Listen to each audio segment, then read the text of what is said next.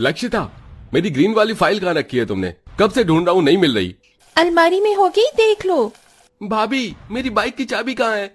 यही टेबल पर रखी थी। देवर जी, अब मैं आपकी बाइक थोड़ी ना चलाती हूँ, जो मुझे पता होगा वही कहीं होगी, देख लो। अरे लक्षिता बहू, मैंने तुझे पूजा के लिए हलवा बनाने को कहा था ना, तूने अभी तक हलवा नहीं बनाया। बेचारी लक्षिता घर की बहू होने की वजह से घर की और सारे सदस्यों की जिम्मेदारी लक्षिता के ऊपर ही थी। सुबह 5 बजे से रात के 12 बजे तक लक्षिता को बैठने का भी वक्त नहीं मिलता है। इस कद्दूकस की तरह ही मेरी जिंदगी भी इन लोगों की सेवा करते करते ही एक दिन घिस जाएगी। कभी कभी तो लगता है कि घर छोड़कर ही भाग जाऊं। हॉल में बैठी लक्षिता लौकी का कद्दूकस करते हुए खुद से बातें कर रही होती है। तभी लक्षिता की पड़ोसन शांति हाथों में मिठाई का डिब्बा लिए लक्षिता के पास आती है। अरे शांति, तुम यहाँ, और ये हाथों में मिठाई कैसी? कोई खुशखबरी है क्या? मेरा देवर है ना रोहन, उसका रिश्ता तय हो गया है। उसी की खुशी में पूरे मोहल्ले भर में मिठाई बांट रही हूँ। लो, तुम भी अपने मुंह मीठा करो। शांति लक्षिता का मुंह मीठा करवाती है और वहां से चली जाती है। शांति की बातें सुन लक्षिता के उदास चेहरे पर अचानक से मुस्कान आ जाती है। मेरी इतनी बड़ी प्रॉब्लम का सॉल्यूशन मेरे घर में ही था और मैं हमेशा अभी तक नजरअंदाज करती रही। लक्षिता रात होने का इंतजार करती है और सबके आते ही। क्या हुआ लक्षिता बहू, आज बड़ी खुश लग रही है। आज शांति आई थी, उसके देवर का रिश्ता तय हो गया है। तो अच्छी बात है, लेकिन तू इतना खुश क्यों हो रही है? माँ जी, शांति का देवर मेरे देवर से 2 साल छोटा है, फिर भी उसकी इतनी जल्दी शादी और रिश्ता तय हो गया, और शशांक अभी तक कुंवारा ही बैठा है। इस बुढ़ापे में तो मैं अपने छोटे बेटे का घर बसाने के बारे में भूल ही गई थी। मैं कल ही पंडित जी से बात करके अच्छी लड़कियों के रिश्ते निकलवाती हूँ। इसकी कोई जरूरत नहीं है। दरअसल मैं एक लड़की को पसंद करता हूँ, उसका नाम प्रेरणा है। काफी अच्छी लड़की है, लेकिन गरीब परिवार से है। आज भगवान भी मेरे साथ है। अगर देवर जी किसी अमीर लड़की से प्यार कर लेती तो वो तो मुझे अपनी नौकरानी बनाकर रखती और घर का कुछ भी काम नहीं करती, लेकिन अब मैं अपने गरीब देवरानी को अपनी नौकर बनाकर रखूंगी। बेटा, हम ज्यादा अमीर नहीं है, लेकिन मिडिल क्लास तो है ना। क्या एक गरीब लड़की को अपने घर की बहू बनाना सही रहेगा? माँ जी, आप कैसी बातें कर रही हैं? आपके लिए अमीरी गरीबी ज्यादा जरूरी है या देवर जी का प्यार? लक्षिता की बातें सुन माधवी इस रिश्ते के लिए मान जाती है। माधवी कुछ दिनों में प्रेरणा के परिवार वालों से मिलकर प्रेरणा शशांक का रिश्ता तय कर देती है और 2 महीनों में ही प्रेरणा और शशांक की शादी हो जाती है और आखिरकार लक्षिता की गरीब देवरानी आ ही जाती है।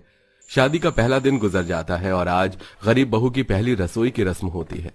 अपनी पहली रसोई का खाना बनाने के लिए प्रेरणा जैसे ही किचन में जाती है। हे भगवान, ये सब क्या है? मुझे तो लगा था कि मेरे मायके की तरह ही मेरे ससुराल में भी मिट्टी का चूल्हा होगा, लेकिन यहाँ तो ये शहरी गैस है और इसका इस्तेमाल करना तो मुझे नहीं आता। अगर मैंने इसके बारे में माँ जी को बताया तो वो मुझ पर काफी गुस्सा करेंगी। गरीब परिवार से होने की वजह से प्रेरणा ने शुरू से ही चूल्हे पर खाना बनाया था, इसलिए वो गैस सिलेंडर को देखकर काफी परेशान होने लगती है। तभी प्रेरणा की जेठानी लक्षिता किचन में आती है। क्या हुआ प्रेरणा, काफी परेशान लग रही हो, सब ठीक तो है ना? लक्षिता के पूछने पर प्रेरणा उसे सारी बात बताती है, जिसे सुन। ये तो सोने पर सुहागा हो गया। मैं तो खामखा ही सोच सोच कर परेशान हो रही थी कि कैसे इससे पहली रसोई में खाना चूल्हे पर बनवाऊंगी, लेकिन ये तो खुद ही इसके लिए तैयार है। प्रेरणा, तुम्हें परेशान होने की कोई जरूरत नहीं है। तुम्हें चूल्हे पर ही खाना बनाना है ना, तो ठीक है, आंगन में जाओ और मिट्टी का चूल्हा बनाकर उसे अपनी पहली रसोई की तैयारी कर लो। लक्षिता की बातें सुन प्रेरणा काफी खुश होती है, जिसके बाद अब वो आंगन में जाती है और गीली मिट्टी की मदद से घर की दीवार के सहारे चूल्हा बनाकर उसे अच्छे से सुखा लेती है। लेकिन जैसे ही प्रेरणा अपनी पहली रसोई की खाने की तैयारी करती है तो बारिश का मौसम होने की वजह से धीरे धीरे बूंदें बरसना शुरू हो जाती हैं। इंद्रदेव, क्या इस बारिश को भी अभी ही शुरू करना था? आज मेरी पहली रसोई है, बड़ी मुश्किल से ये मिट्टी का चूल्हा बनाया था, अब मैं खाना कैसे बनाऊंगी? बेचारी प्रेरणा जैसे तैसे करके बारिश में आधी भीगती हुई चूल्हे पर खाना बनाने की कोशिश करती है, लेकिन बार बार तेज चल रही हवा की वजह से चूल्हे की आग की लौ प्रेरणा की तरफ जाने लगती है, जिससे कई बार उसका हाथ जल जाता है। मेरा हाथ बहुत जल रहा है, लेकिन पहली रसोई का खाना बनाना भी जरूरी है। हे भगवान, मेरी मदद करो। बारिश में प्रेरणा के लिए खाना बनाना किसी कठिन परीक्षा से कम नहीं था। जहां बेचारी प्रेरणा को बारिश में चूल्हे पर खाना बनाने में बार बार कोई ना कोई दिक्कत परेशानी आ रही थी, वहीं ये सब देख लक्षिता काफी खुश थी। मेरे समय में तो माँ जी ने कड़ी धूप में मुझसे चूल्हे पर ढेर सारा खाना बनवाया था, कम से कम इसे कड़ी धूप में तो खाना बनाना नहीं पड़ रहा है। जितनी दर्द दुख परेशानी मैंने झेली है ना, उतना मेरी देवरानी भी झेलेगी। मन ही मन इतना सोच लक्षिता प्रेरणा के पास आती है। ये क्या प्रेरणा, तुमने तो अभी तक एक चीज भी नहीं बनाई। काश मैं तुम्हारी मदद कर पाती, लेकिन वो क्या है ना, अगर माँ जी को पता चला तो वो बहुत गुस्सा करेंगी।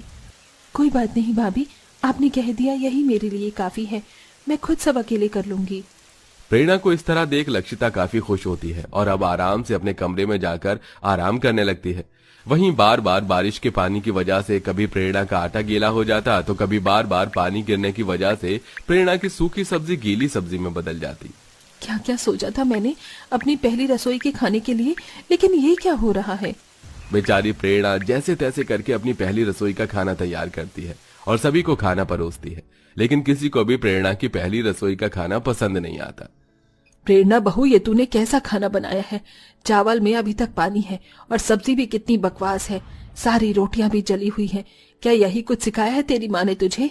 प्रेरणा को अपनी सास से इतना डांट पड़ता देख लक्षिता मन ही मन काफी खुश होती है और अब लक्षिता धीरे धीरे कर प्रेरणा से अपने साथ हुई सभी चीजों का बदला लेने लगती है। लक्षिता प्रेरणा से घर के सारे काम नौकरानी की तरह करवाकर खुद महारानी की तरह हमेशा आराम करती है। प्रेरणा, मेरी कमर में काफी दर्द हो रहा है, क्या तुम मेरे भी कपड़े धो दोगी। हाँ भाभी। लक्षिता प्रेरणा के भोलेपन का काफी फायदा उठाती है और उससे आसानी से अपने भी सारे काम करवा लेती है। प्रेरणा, बारिश होने वाली है, माँ जी ने छत पर गेहूं रखे थे तो तुम उन्हें ले आओ और पीस भी देना। लेकिन ये काम तो भाभी माँ जी ने आपको करने को कहा था। हाँ, लेकिन मुझे किसी काम से बाहर जाना है, इसलिए आज मेरा काम तुम कर दो। बेचारी प्रेरणा थकी हारी छत पर जाती है और सारे गेहूं लाकर उसे चक्की में पीस देती है। अपनी तरह ही प्रेरणा को सारा काम करता देख लक्षिता काफी खुश होती है और ऐसे ही काफी वक्त गुजर जाता है और आज माधवी घर में सुख शांति के लिए पंडित जी को बुलवाकर काफी बड़ी पूजा करवाती है और उनके खाने का सारा इंतजाम प्रेरणा को देती है। प्रेरणा बहू, मैं तुझे बहुत बड़ी जिम्मेदारी दे रही हूँ। पंडित जी के खाने में किसी भी तरह की कोई गलती नहीं होनी चाहिए। माँ जी, आप बेफिक्र रहिए, कोई भी गलती नहीं होगी। प्रेरणा को अभी तक गैस पर खाना बनाना नहीं आया था, इसलिए वो एक बार फिर आंगन में बने चूल्हे पर खाना बनाने लगती है। लेकिन बारिश होने की वजह से प्रेरणा जो पंडित जी के लिए खाना बनाती है उसमें से कुछ चीज जल जाती है तो कुछ चीज काफी बेकार बनती है, जिसे देख माधवी। एक जिम्मेदारी दी थी तुझे, वो भी तुझसे नहीं निभाई गई। और तुझे किसने कहा था कि चूल्हे पर खाना बनाने को। एक इंसान के लिए खाना बनाने के लिए तुझे चूल्हे की क्या जरूरत पड़ी थी। मुझे गैस पर खाना बनाना नहीं आता था, इसीलिए लक्षिता भाभी ने ही मुझे चूल्हे पर खाना बनाने को कहा। लक्षिता बहू, ये तो कल की आई है, लेकिन तुझ में भी दिमाग नहीं है क्या। अगर इसे गैस पर खाना बनाना नहीं आता था तो तू सिखा देती। घर की बड़ी बहू है, तू ये सब नहीं करेगी तो और कौन करेगा। माधवी की बातें सुन लक्षिता अपने गुस्से पर काबू नहीं रख पाती। बड़ी बहू हूँ, कोई प्राइम मिनिस्टर नहीं जो सारी जिम्मेदारी मुझ पर हो। मुझको तो आप सबने रोबोट समझ लिया है। परेशान हो चुकी थी मैं इन सब चीजों से, इसीलिए मैंने जानबूझकर प्रेरणा को चूल्हे पर खाना बनाने के लिए कहा ताकि वो भी झेले वो सब जो कि मैंने झेला है। इस बदले की आग ने तो हमें कहीं का नहीं छोड़ा। मुझे तो पंडित जी के भोजन की फिक्र सताई जा रही है। क्या करूं अब मैं। माँ जी, आप इस तरह परेशान मत होइए।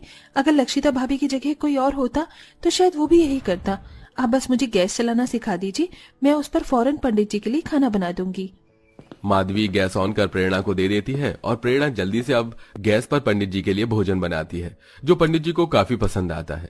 वहीं इतना सब कुछ करने के बाद भी अपने लिए प्रेरणा को बोलता देख लक्षिता को अपनी गलती का एहसास होता है। प्रेरणा, मैं जानती हूँ जो मैंने किया वो बहुत गलत था, लेकिन मैं क्या करती, प्लीज मुझे माफ कर दो। भाभी, ये आप क्या कह रही हैं। आप मेरी बड़ी बहन जैसी हैं, आपको मुझसे माफी मांगने की कोई जरूरत नहीं है। जो हुआ उसे भूल जाइए। प्रेरणा पल भर में लक्षिता को माफ कर देती है, जिसके बाद अब दोनों देवरानी जेठानी बहनों की तरह मिलजुल कर हंसी खुशी रहती हैं।